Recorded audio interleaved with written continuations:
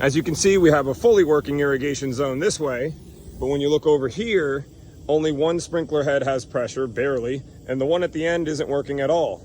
And then somebody thought it would be a great idea to install another sprinkler head right there, because the sprinkler head that's right here wasn't covering all the way out to the road. So they thought, what the hell, let's just add another sprinkler head right there to cover that area, which is stupid. So what we're gonna do today is we're going to cut the pipe right here, whereas the last sprinkler head with adequate pressure like the rest of them, and then we're gonna take the garden hose over there, run it to that sprinkler at the very end, and we're gonna see if dirt comes out of the line. If dirt comes out of the line, that means the line was clogged. We can put the line back together, and we may have to add a head right here. If no dirt comes out of the line, then that might mean that this tree right here got a little too thirsty, grew some roots across here, and grabbed the pipe somewhere over here. We're gonna find out right now. With that head dug up, all that's left to do is cut it out and install our super hose. Next, we'll cut out this T right here, and we won't be reinstalling it the way you see because that will get broken real quick in the future. So we'll make 2 cuts here, well 3. Let's get this head out of our way. And we'll cut on this side of the T as well.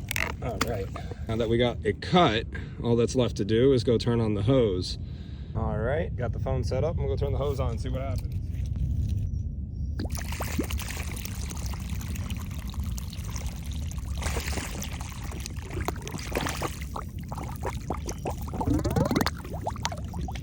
As you saw with me, a lot of crap came out of that pipe. That's great news. We're gonna go ahead and put the pipe back together, reinstall the head behind me, reinstall this head by the driveway, turn the system on, see what's missing, what's extra. We already know there's an extra head in there. Cap the extra head, add what's missing if there is something still missing, and we'll be done here. With that head installed, we capped that head, we discovered this head and fixed it. All that's left to do is put the pipe back together. We got the fittings for that. We're gonna get that done now. Now all that's left to do is to turn it on and watch it work. Let's do that before we put the dirt back in the hole. All right, moment of truth. Here it comes. The zone is pressurizing. I haven't even turned around yet.